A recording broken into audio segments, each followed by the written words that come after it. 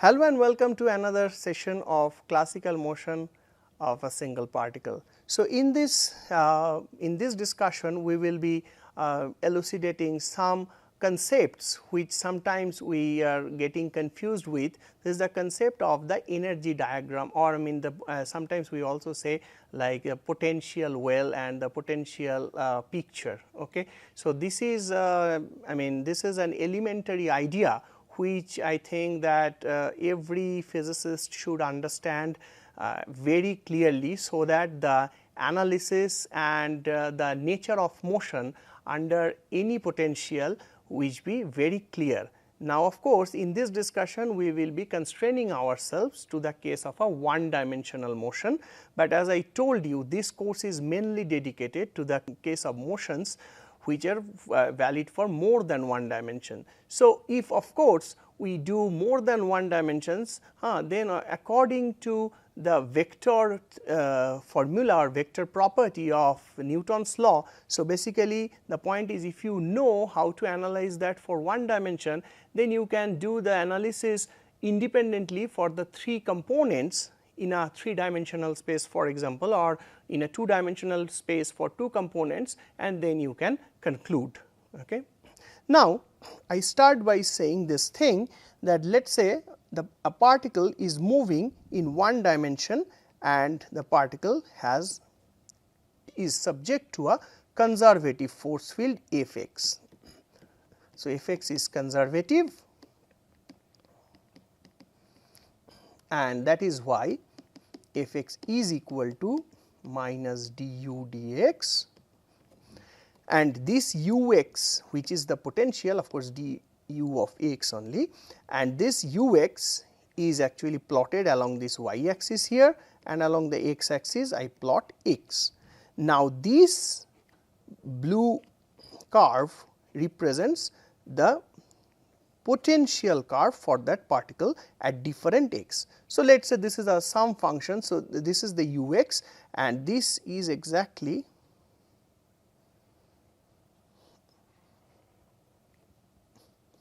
representing the potential function at different x. So, this is the u x. Okay. Now, the point is that we want to know the nature of motion, or nature of I mean state of motion, or the I mean somehow the kinematics, nature of kinematics, some global conclusion about the kinematics of the particle under this potential. Okay. Many a times whenever I talk to informally talk to students or some people, they think that in this diagram there is a particle which is actually simply physically moving. So, this diagram, first of all, this is not a diagram, I mean not a diagram for the real time motion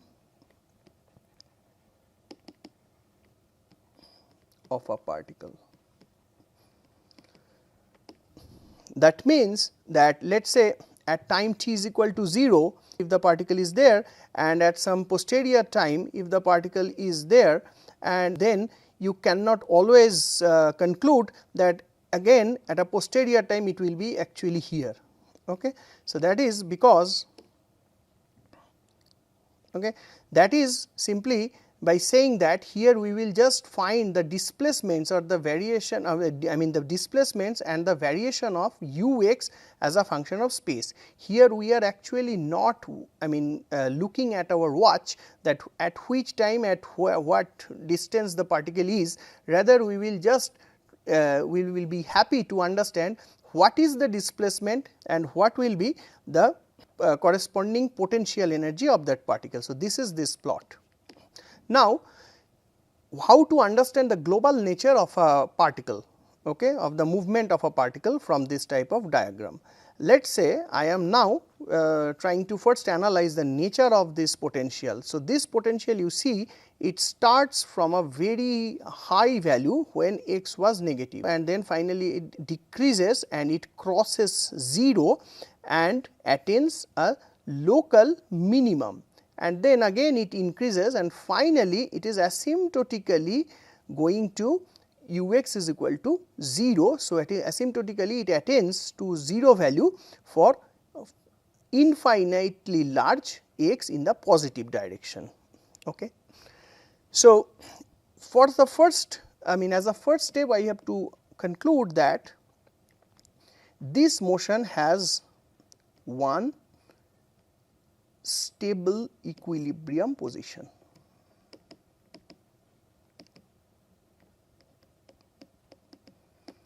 Because this is the minimum of my potential energy, and from that I can actually calculate. So, if I know the functional form of that u, I can actually explicitly calculate the x and the value of ux at that point, okay, and that will be of course ux minimum. Now, I am given some energy of the particle. Okay. So, I am now saying that I am now considering the particle which is having a total mechanical energy equal to this value, let us say E1. Okay. This y axis of course ux is plotted, but this y axis is actually carrying any energy, energy unit of energy. So, any energy can be actually plotted based on this y axis or on y axis as a function of x. So, I am just plotting now the total mechanical energy. Now, the total mechanical energy, as you understand, this is a conservative force, it will not change ever during the motion of the particle. So, for all x its value is actually constant. So, the next conclusion is half m v square plus ux is equal to E1, which is a constant. So, if I somehow make my system with the total mechanical energy initially is equal to E1, then after the starting of the motion, when we just do not care about the about the time instants, we will at any arbitrary time instant, if you just check, the total energy is constant at this value. But the potential energy is not the same at every point of x. Okay. So, let us say now at some time instant, we do not care about that time instant, the potential, the particle is actually at this point. What happens?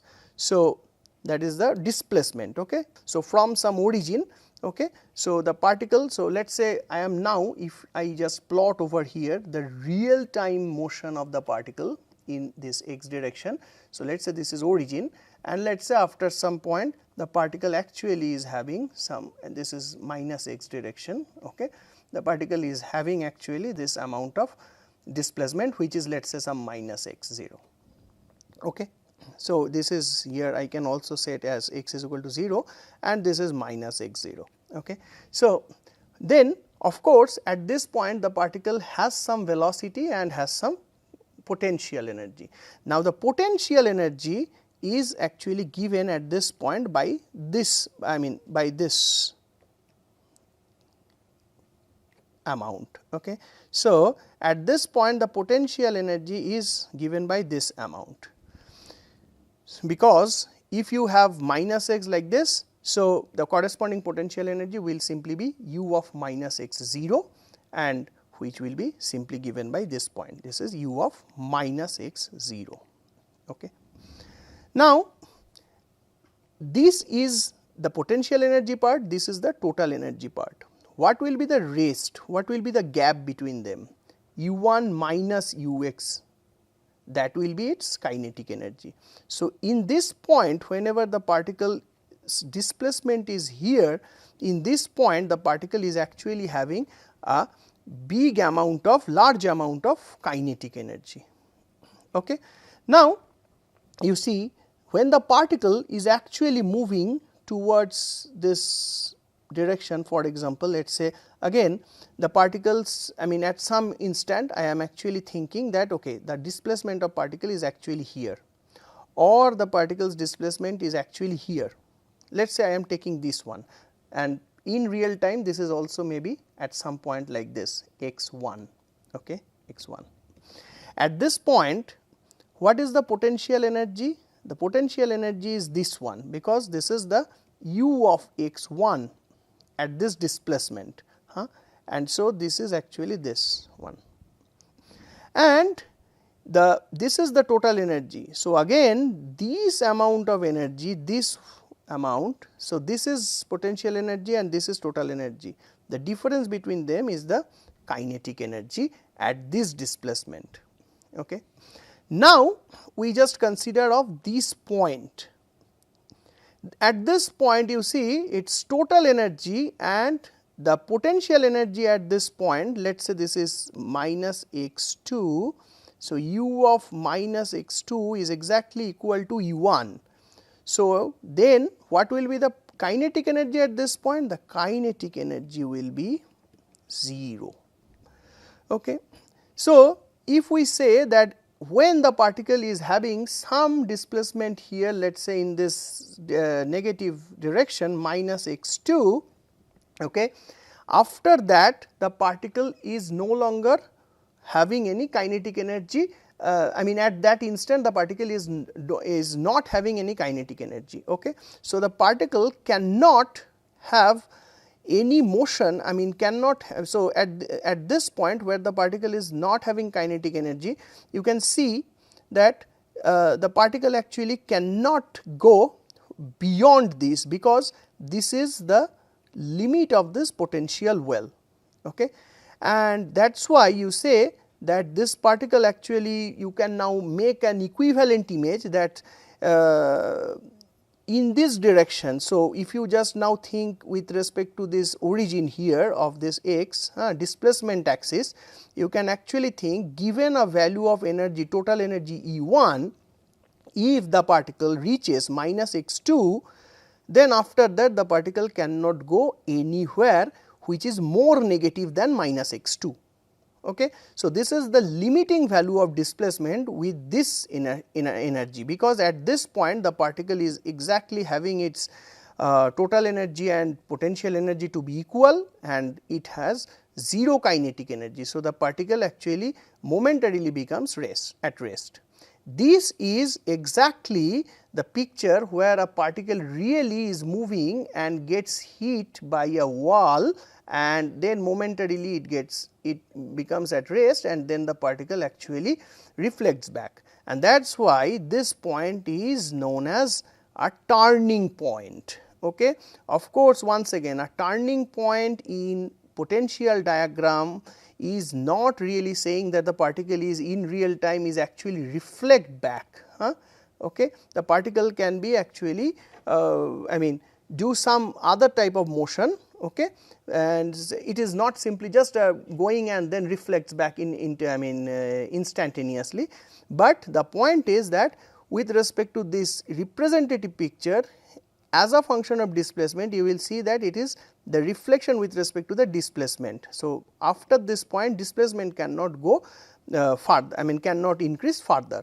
In case of this type of simple harmonic oscillatory potentials, if you let us say give some energy E 1, you can see it has turning points in both the directions. So, for example, starting from 0, if it goes in this direction up to this amount, let us say some x 1 and here some minus x 2, in both cases, and this is its potential energy curve, then at both these points the total energy becomes the potential energy, and that is why in both the cases the particle momentarily becomes at rest, and it has actually 2 turning points. Here I have one turning point here, another turning point, to be very honest at this point does not exist, because here on the other hand if the particle is going to increase its x in the positive x direction with respect to the displacement, of course,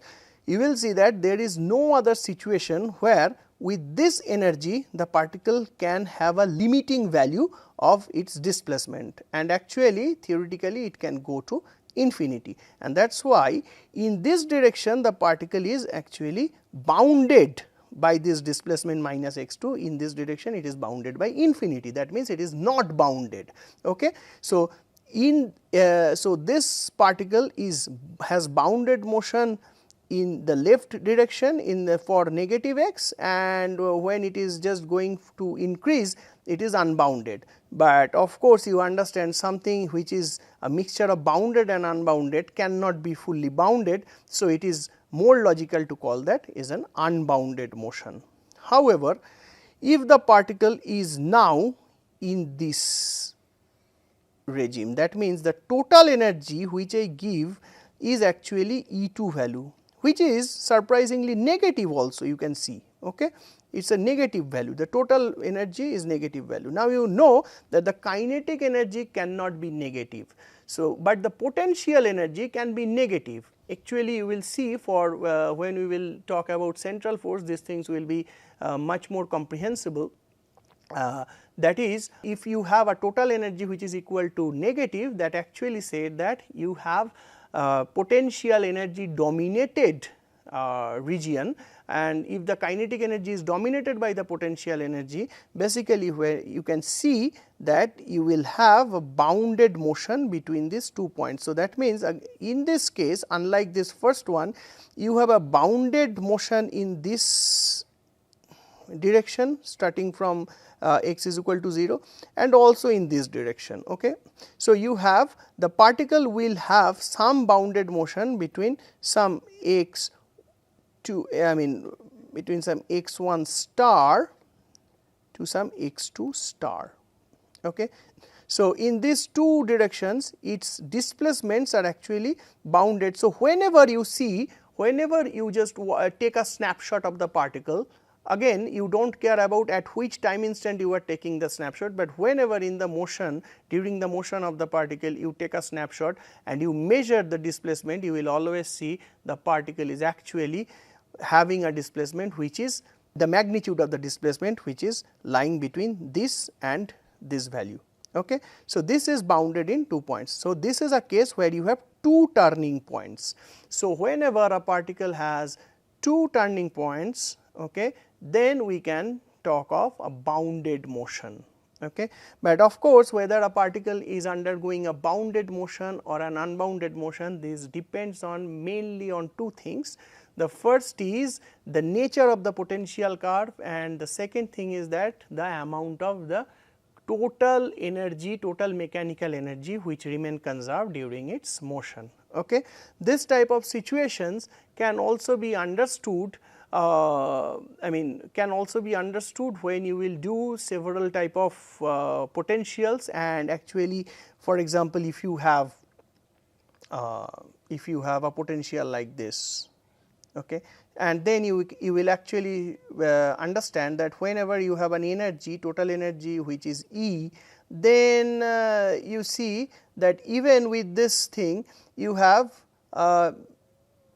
bounded motion between this point and this point. Okay. However, if you are in this regime, you still have two turning points, but if you have in this regime your energy is like at this level, then you have actually bounded motion between these two and again these two.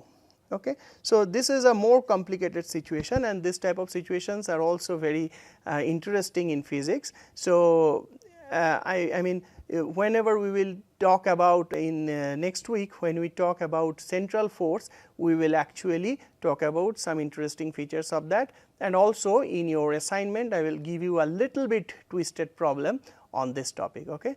Thank you.